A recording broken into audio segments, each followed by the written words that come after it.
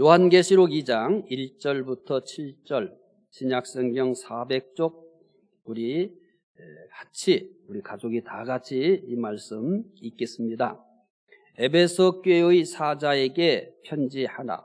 오른손에 있는 7뼈를 붙잡고 7 금촛대 사이를 걸으시는 이가 이르시되 내가 내 행위와 수고와 내 인내를 알고 또 악한 자들을 용납하지 아니한 것과 자칭 사도라 하되 아닌 자들을 시험하여 그의 거짓된 것을 내가 드러낸 것과 또 내가 참고 내 이름을 위하여 견디고 게으르지 아니한 것을 아노라. 그러나 너를 책망할 것이 있나니 너희 처음 사랑을 버렸느니라. 그러므로 어디서 떨어졌는지를 생각하고 회개하여 처음 행위를 가지라.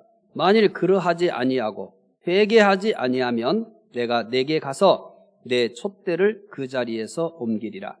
오직 내게 이것이 있으니 내가 니골라 당의 행위를 미워하는도다. 나도 이것을 미워하노라. 귀 있는 자는 성령이 교회들에게 하시는 말씀을 들을지어다. 이기는 그에게는 내가 하나님의 낙원에 있는 생명나무의 열매를 주어 먹게 하리라. 아멘. 오늘은 2021년 첫째 주일입니다. 첫 주일을 이렇게 함께 예배 드림으로 2021년을 시작하게 하신 하나님 감사합니다. 그리고 오늘 예배 시간에도 여러분들에게 회복의 은혜가 있기를 소망합니다. 매 주일 예배를 드릴 때마다 회복의 역사가 일어나게 될 줄로 믿습니다. 한 왕이 이란의 수도 테헤란에 아름다운 왕궁을 건축하려고 했습니다. 유명한 건축가가 설계와 디자인을 맡았습니다. 공사가 순조롭게 진행되었습니다. 왕궁의 웅장한 모습이 드러났습니다. 내부 공사가 시작이 되었습니다. 건축가는 내부의 벽과 기둥에 설치할 대형 거울을 파리에서 주문했습니다. 주문한 거울이 도착하자 상자를 열어보았습니다. 상자를 열어보는 순간 이 건축가는 크게 낙심하고 말았습니다. 거울이 모두 깨져 있었기 때문입니다. 건축가는 깨진 거울을 버리고 다시 주문하려고 하였습니다. 이때 한 일꾼이 건축가에게 그 깨진 거울을 붙이면 어떻겠느냐라고 이렇게 제안을 했습니다. 건축가는 이 제안에 영감을 받고 깨진 유리 조각을 잘게 부수어서 모자이크로 술을 놓아 붙였습니다.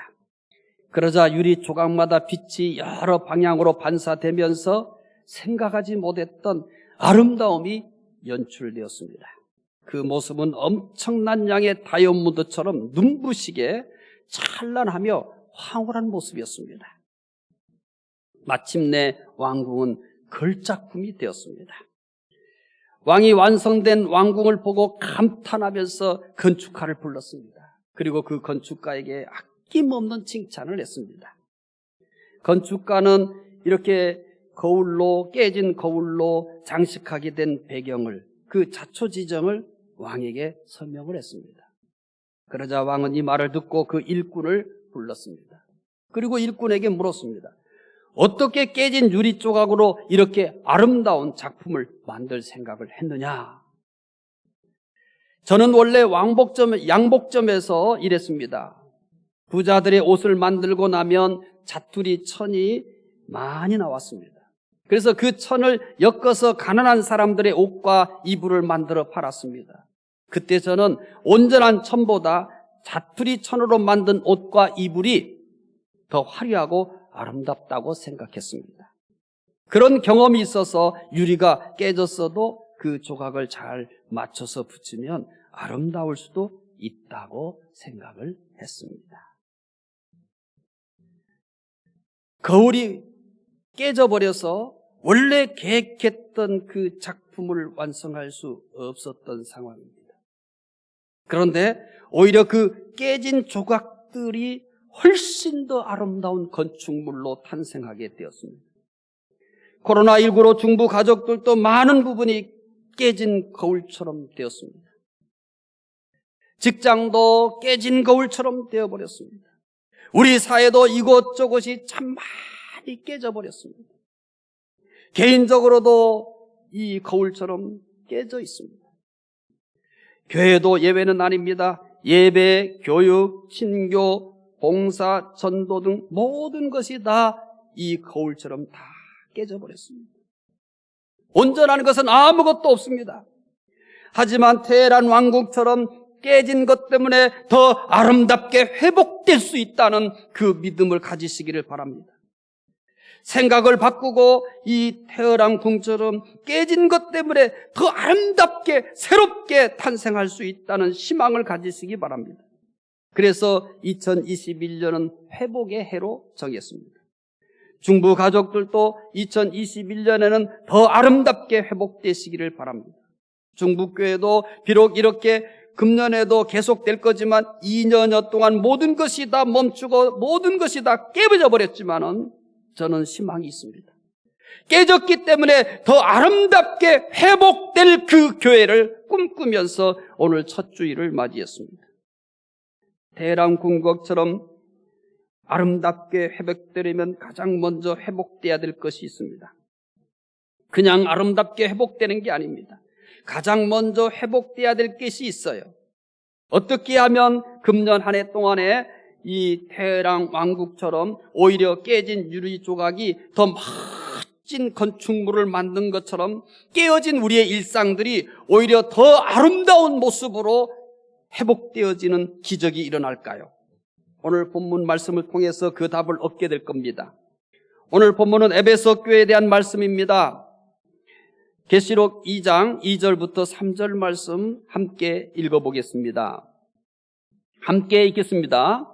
내가 내 행위와 수고와 내 인내를 알고 또 악한 자들을 용납하지 아니한 것과 자칭 사도라 하되 아닌 자들을 시험하여 그의 거짓된 것을 내가 드러낸 것과 또 내가 참고 내 이름을 위하여 견디고 게으르지 아니한 것을 아노라.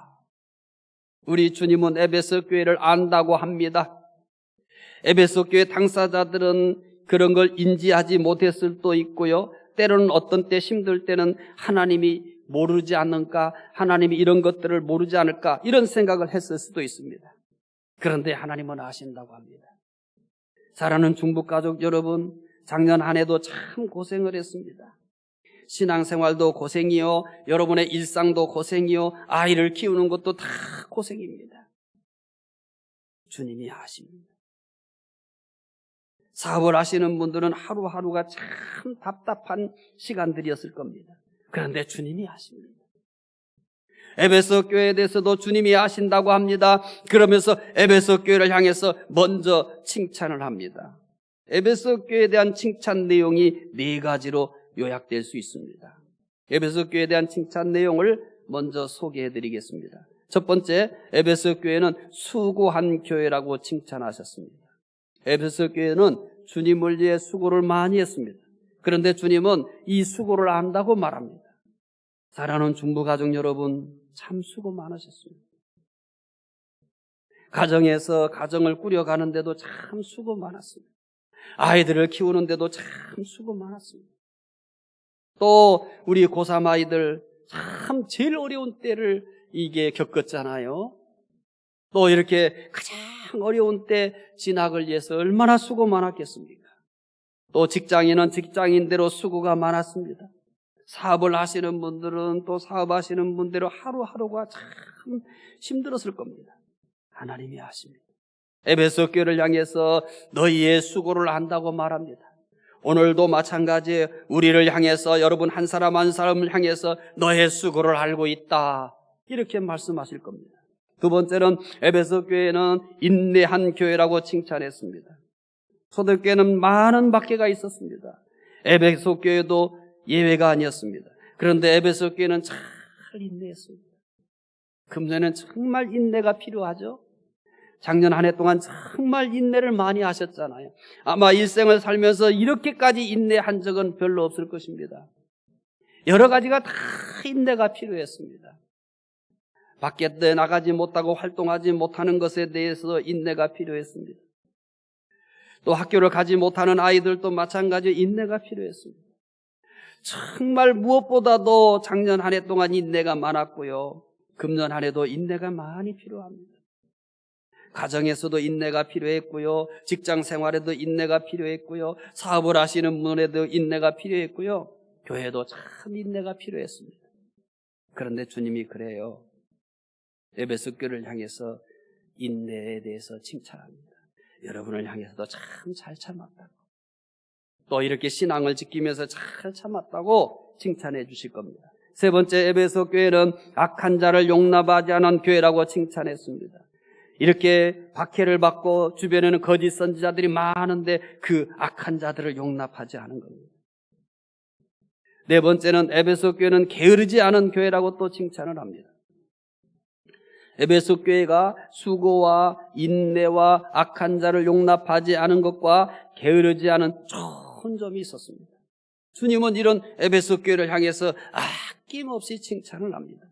그런데 에베소 교회는 이런 좋은 점을 무용지물로 만들어버리는 심각한 문제가 하나 있었습니다. 이렇게 에베소 교회가 참 잘해가지고 주님께로부터 칭찬받지만 이런 것들이 다 의미가 없게 만들어버리고 이것을 가치 없게 만들어버리는 심각한 문제가 하나 있었던 겁니다. 도대체 어떤 문제이기에 이런 좋은 점들을 무가치하게 만들고 무의미하게 만들어버리고 무용지물로 만드는 것이 도대체 어떤 문제일까요? 이 심각한 문제는 뭘까요? 그런데 사실은 에베소 교회만 이런 심각한 문제를 가지고 있는 게 아닙니다. 어쩌면 오늘 또 우리는 이런 심각한 문제에 부딪혀 있는지도 모릅니다. 에베소 교회는 무엇을 버렸습니까?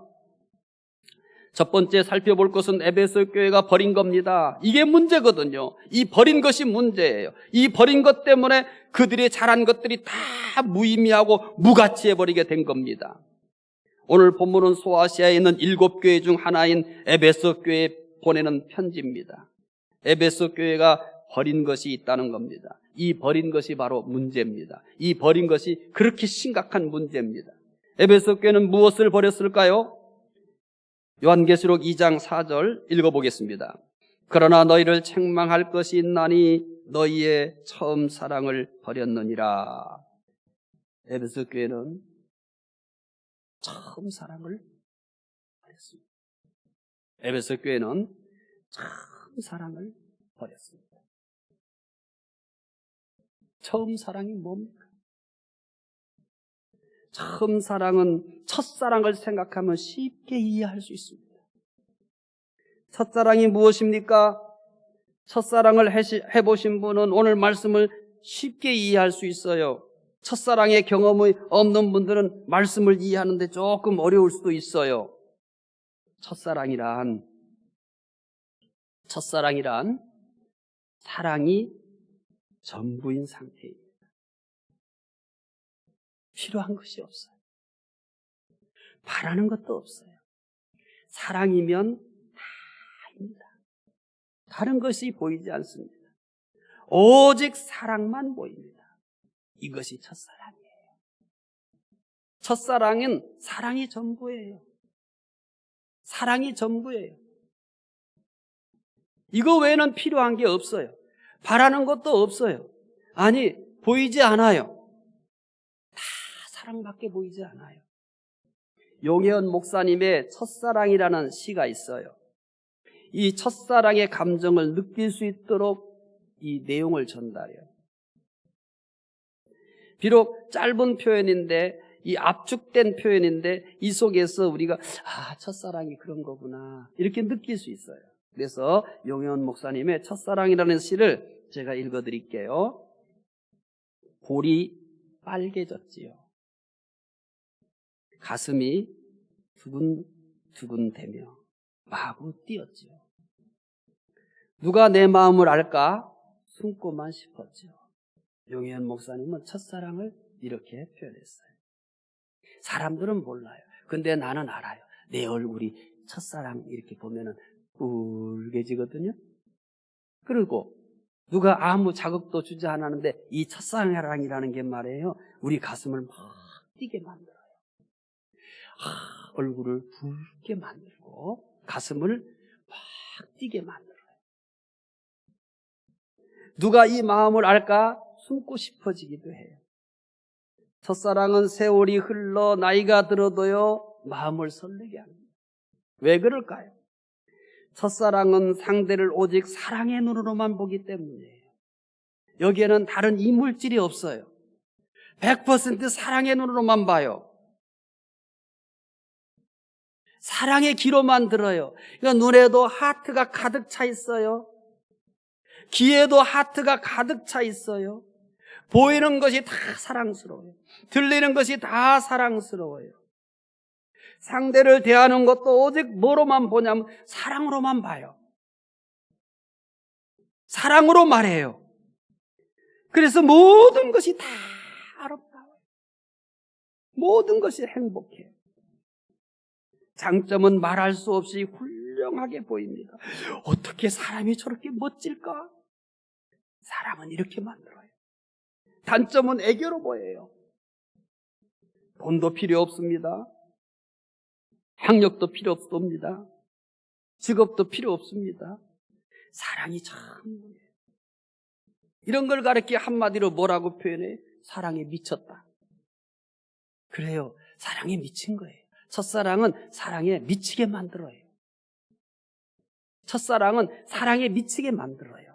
그래서 다른 건 안 보여요. 다른 건 안 들려요. 다른 건 생각할 수가 없어요. 사랑에 미쳤거든요. 이성 간의 사랑에만 첫사랑이 있는 게 아니에요. 영적으로도 첫사랑이 있어요. 하나님에 대해서도 첫사랑이 있어요. 하나님을 처음 사랑했을 때를 되새겨 보시기 바랍니다. 처음 하나님을 사랑했을 때, 처음 그분에 대해서 사랑하게 되었을 때 그때를 한번 되새겨 봐요. 하나님보다 좋은 게 없어요. 하나님보다 기쁜 것도 없어요. 하나님보다 귀한 것도 없어요. 하나님이 가장 좋습니다. 하나님이 가장 기쁩니다.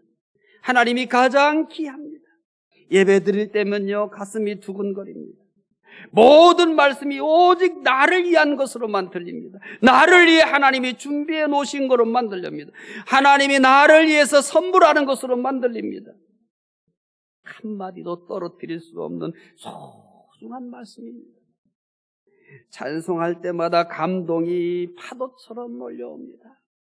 찬송할 때마다 감동이 파도처럼 몰려와요. 기도할 때면요 하나님이 바로 내 앞에서 듣는 것 같아요. 기도가 좋아요. 멈추고 싶지를 않아요. 기도하고 싶어요. 왜냐하면 기도할 때마다 하나님이 내 앞에서 듣는 것 같거든요. 그러니까 기도 시간에 시간이 가는 줄 몰라요. 기도가 그렇게 좋은지 몰라요. 기도가 그렇게 행복한지 몰라요. 기도가 그렇게 맛있어요. 어떤 봉사를 해도 기쁩니다. 더하지 못하는 것이 안타까워요. 교회 가는 것이 가장 행복합니다. 교회에 있을 때는 떠나는 것이 싫어요. 다른 곳에 있을 때는 빨리 교회 가고 싶어요. 연인 간의 사랑이든 하나님에 대한 사랑이든 모든 첫사랑은 가장 순수합니다. 첫사랑만큼 순수한 건 없어요. 가장 아름답습니다. 가장 뜨겁습니다. 에베소 교회는 이 하나님께 대한 첫사랑을 버렸어요. 그래서 그들이 좋은 것들이 다 의미를 잃게 되고 가치를 잃게 됩니다. 이렇게 묻고 싶어요. 사랑이 없어도 그만큼 했으면 얼마나 대단해요? 사랑을 버렸는데도 그만큼 하면 대단하잖아요? 이렇게 생각할 수도 있어요. 그건 잘못된 생각이에요. 사랑이 없으면 모든 것이 의미를 잃어요. 사랑이 없으면 모든 것이 가치를 잃어요. 사랑이 없으면 행복하지 않아요. 이제 그 이유를 증명해 드릴게요. 그 이유를 여러분들에게 보여드릴게요. 고린도전서 13장 1절부터 3절이에요. 고린도전서 13장 1절부터 3절이에요. 왜 사랑이 없으면 모든 것이 의미가 없고 모든 것이 가치가 없고 행복하지 않는다는 것을 고린도전서 13장 1절부터 3절 읽을 때 여러분 발견하셔야 돼요. 읽어봅시다. 내가 사람의 방언과 천사의 말을 할지라도 사랑이 없으면 소리나는 구리와 울리는 꽹과리가 되고 내가 예언하는 능력이 있어 모든 비밀과 모든 지식을 알고 또 산을 옮길 만한 모든 믿음이 있을지라도 사랑이 없으면 내게 아무것도 아니에요. 내가 내게 있는 모든 것으로 구제하고 내 몸을 불사르게 내줄지라도 사랑이 없으면 내게 아무 유익이 없습니다. 사랑을 잃으면 다 잃어버린 것입니다. 그래서 고린도전서 13장 1절부터 3절에서 사람의 방언과 천사의 말을 할지라도 사랑이 없으면 소리나는 구리와 울리는 꽹과리가 된다고. 잡음이라는 거예요. 소음이라는 거예요. 여러분, 사람의 방언과 천사의 말을 한다고 생각해요. 얼마나 아름다워요.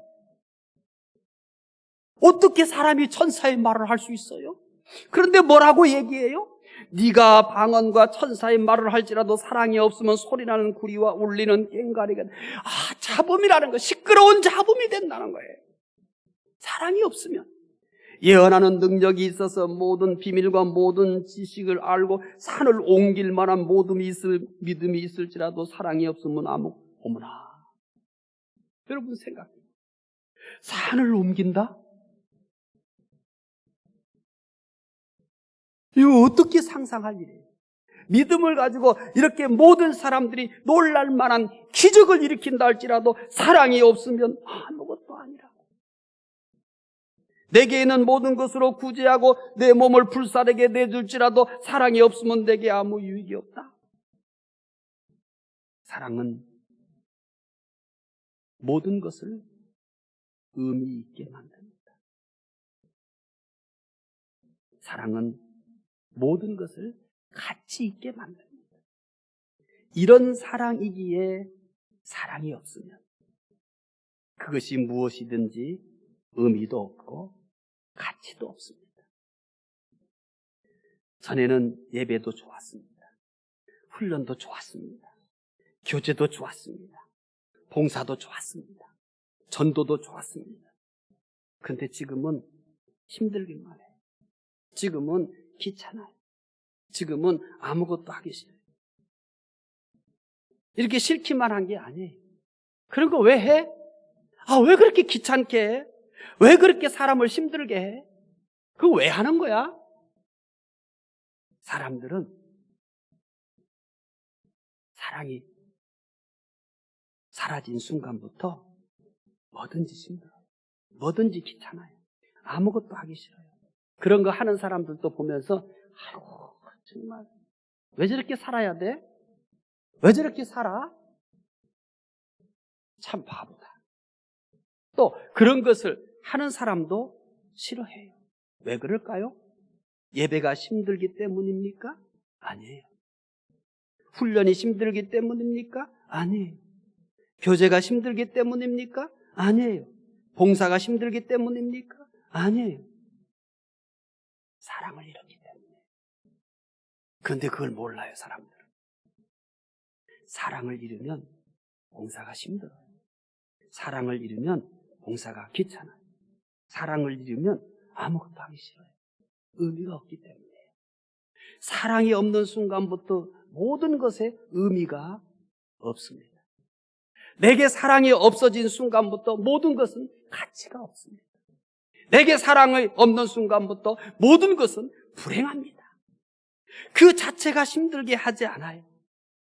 그 자체가 의미 있게 만들지도 않아요. 그 자체가 가치 있게 만드는 것도 아니에요. 그 자체가 행복하게 만드는 게 아니에요. 사랑이 의미 있게 만드는 거예요. 사랑이 가치 있게 만드는 거예요. 사랑이 행복하게 만드는 거예요. 그런데 거기에서 사랑이 빠지면 그 자체가 뭐만 남아요? 씹는 것만 남아요. 무의미한 것만 남아요. 무가치한 것만 남아요. 귀찮은 것만 남아요. 이유는 뭘까요? 내가 바빠져서요? 내가 힘들어져서요? 아니랍니다. 오해하지 마세요. 사랑을 잃었기 때문에. 에베소 교회처럼 사랑을 잃었기 때문인 거예요. 이것을 이해하기 쉽도록 다른 이야기를 할게요. 아내들이 전에는 요리도 행복했어요. 잘하지 못해도요, 요리는 행복했어요. 빨래도 행복했어요. 청소도 행복했어요. 연세 드신 분들은 기억할 거예요. 옛날에 주방이 제대로 된 게 어디 있어요? 그냥 연탄 아궁이 하나밖에 없었잖아요. 거기에 무슨 요리기구가 많이 있었어요? 없었어요. 연탄가스 냄새 나는 그 열악한 환경에서도 가족들을 위해서 요리하면서도 노래를 흥얼거릴 수 있었어요. 빨래, 옛날에 세탁기 없었잖아요. 겨울에도 찬물에 손을 넣고 빨래를 했지만 그걸 불행이라고 생각하지 않았어요. 노래를 부르면서 할 수도 있었어요. 옛날에 청소, 여러분 걸레 빨아가지고 무릎으로 이렇게 다니면서 방 청소하고 그랬잖아요. 지금은 그러지 않아요. 우리의 가정생활도 이전보다 훨씬 편해지고 너무너무 좋아해졌어요. 그런데 이전에 불편했을 때보다, 요리하기에 불편했을 때보다, 빨래하기에 불편했을 때보다, 청소하기에 불편했을 때보다 지금 훨씬 행복해야 돼요. 그런데 훨씬 행복합니까? 아니에요.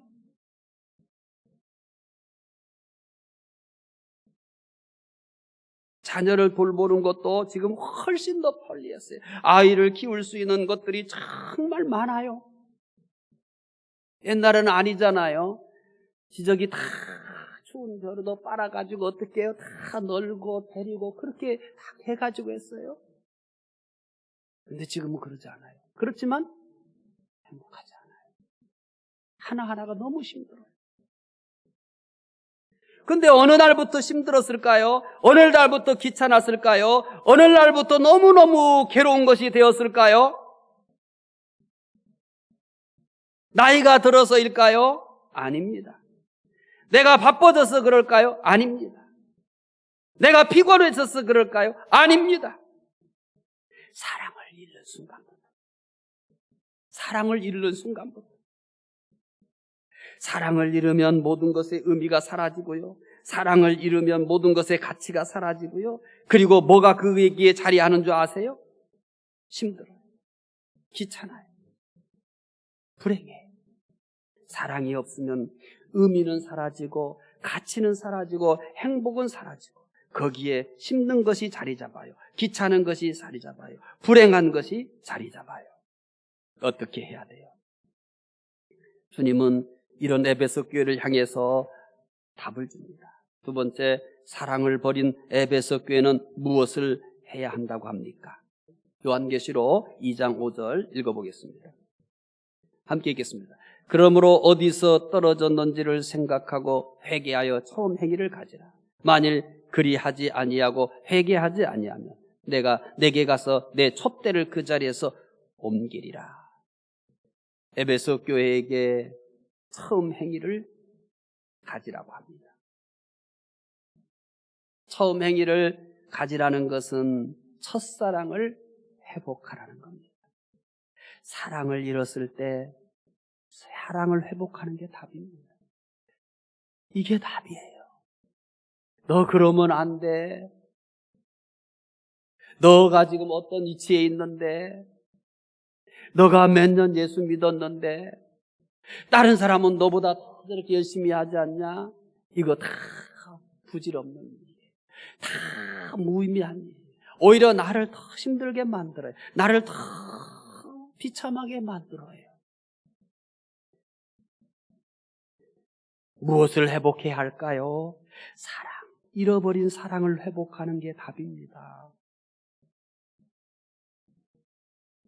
예수님께서 십자가에 못 박히실 때부터 부활하실 때까지 베드로는 어떻게 했어요? 이 기간 동안 베드로는 어떻게 했어요? 예수님께서 십자가에 못 박혔을 때부터 시작해서 예수님이 부활하실 때까지 베드로는 어떻게 했어요? 이때 베드로가 남긴 행적이 뭐예요?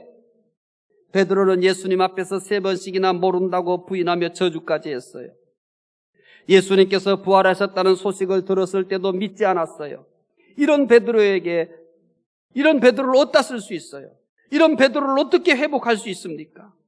이런 베드로에게 베드로야 네가 이러면 안 된다. 네가 이러면 제자들 다 무너진다. 베드로야 너의 사명이 뭐냐? 이렇게 베드로를 설득했나요? 베드로야, 너 그러면 안 돼. 네가 흔들리면 안 돼. 다 흔들려. 네가 무너지면 안 돼. 다 무너져. 베드로야, 네가 굳어야 돼. 네가 흔들리지 말아야 돼. 이렇게 베드로를 설득했나요? 베드로야, 너의 사명이 뭐니? 베드로야, 너의 사명을 회복해야 돼. 이렇게 했나요? 아니에요. 아니에요. 이런 베드로에게 예수님께서 나타나셔서 어떻게 하시는지를 기억하셔야 돼요. 이런 베드로에게 예수님께서 뭘 하시는지 꼭 기억하셔야 돼요.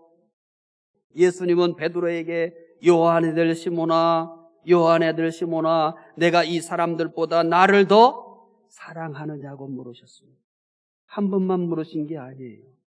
예수님은 베드로에게 두 번째 또 묻습니다. 요한의 아들 시몬아, 내가 나를 사랑하느냐? 이렇게 물었습니다. 예수님의 질문 이것이 끝이 아닙니다. 예수님은 베드로에게 세 번째 또 묻습니다. 요한의 아들 시몬아, 내가 나를 사랑하느냐? 라고 묻습니다. 예수님께서 지금 무엇을 질문하는지 이해를 못해서 베드로에게 세 번씩이나 네가 나를 사랑하느냐 물었겠습니까?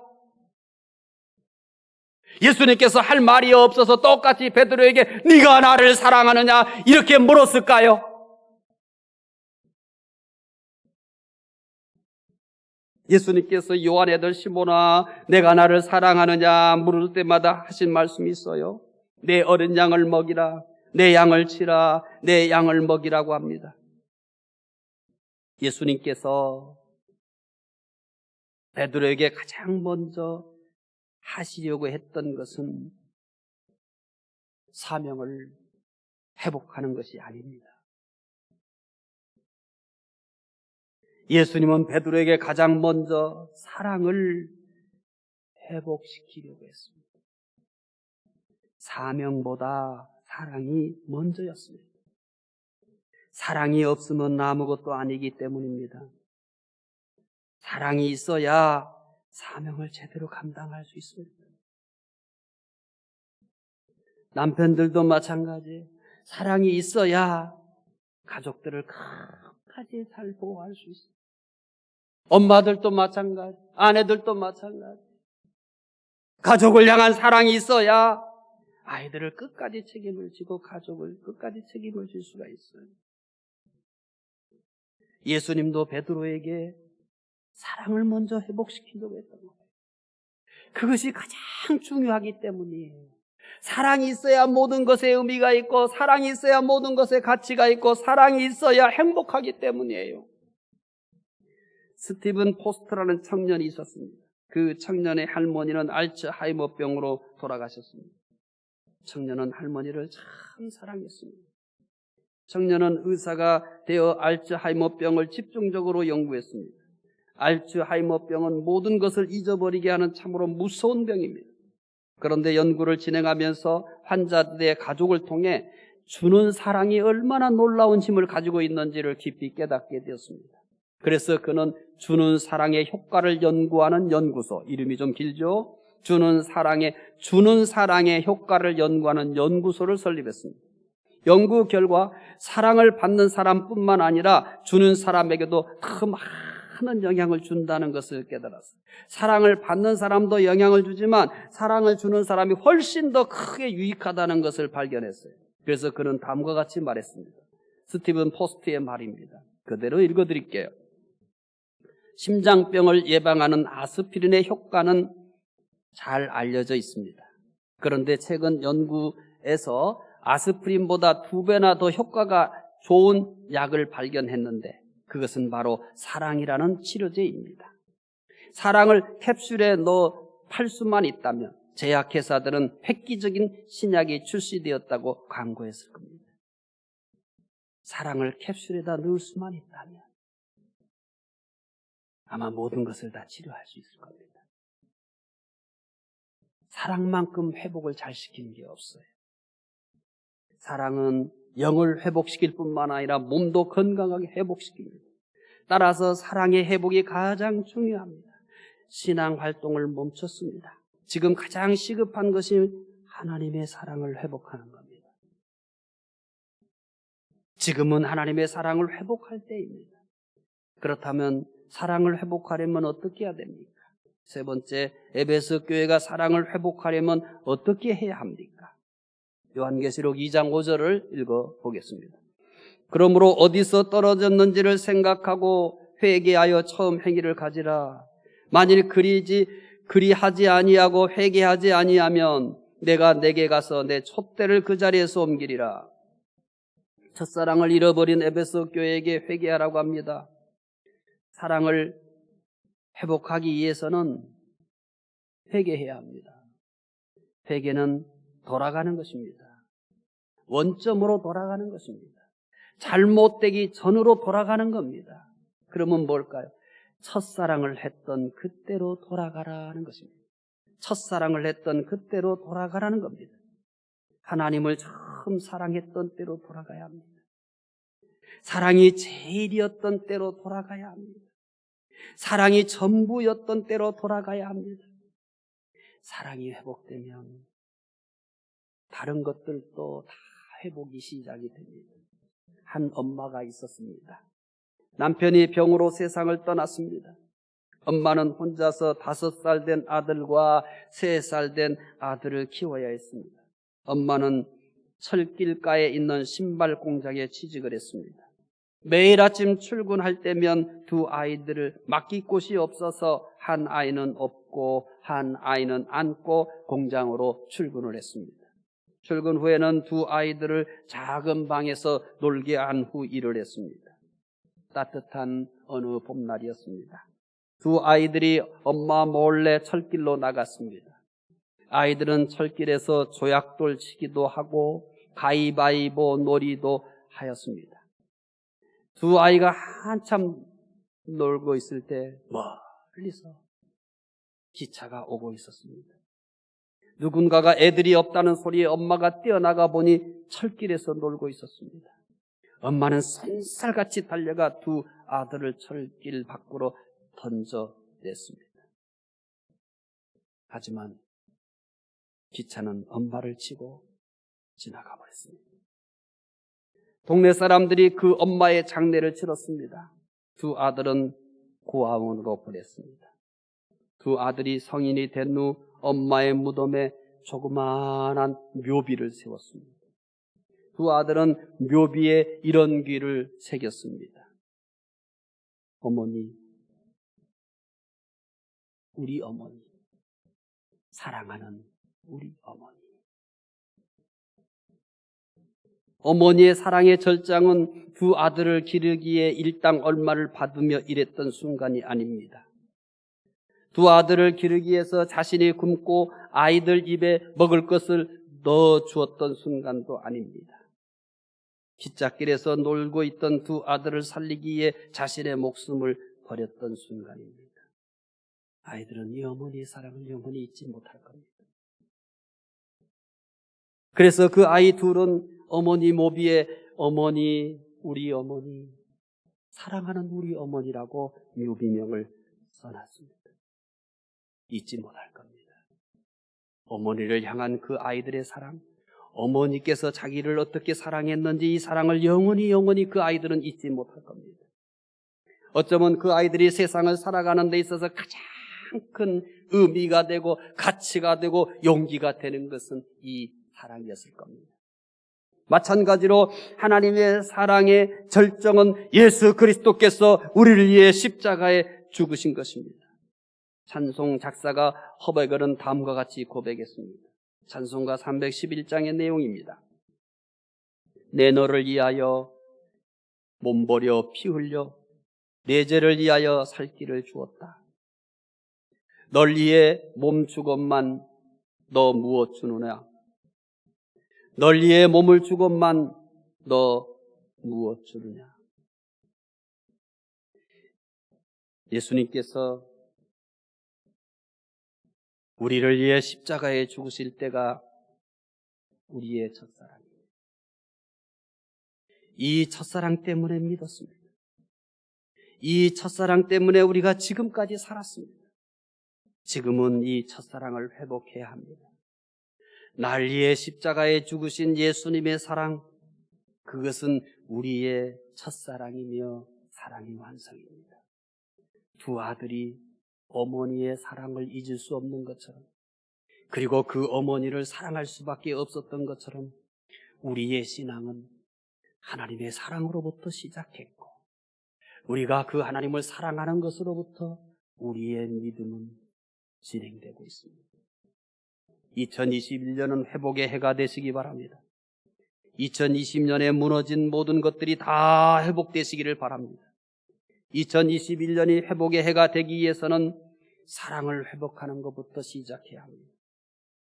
사랑은 모든 회복의 시작이기 때문입니다. 사랑이 회복되면 다른 것도 회복되기 시작합니다. 사랑이 회복되면 다른 것들의 의미가 생기기 시작합니다. 사랑이 회복되면 가치가 생기기 시작합니다. 사랑이 회복되면 모든 것의 행복이 회복되기 시작합니다. 사랑을 회복하시기 바랍니다. 기도하겠습니다. 하나님, 우리는 지난해 동안 잃어버린 것이 너무 많습니다. 깨져버린 것들이 너무 많습니다. 2021년대도 그 시간이 계속되고 있습니다. 하나님, 이 모든 것들을 회복하기 위해서 사랑을 회복할 수 있게 도와주시옵소서. 우리를 사랑하셨던 그 사랑으로 인하여 우리가 그 하나님을 사랑하는 이 사랑을 회복하게 하옵소서. 사랑의 회복을 통해서 모든 것의 의미를, 모든 것의 가치를, 모든 것의 행복을 느끼며 살게 해주시기 원합니다. 감사하며 예수님 이름으로 기도드리옵나이다. 아멘.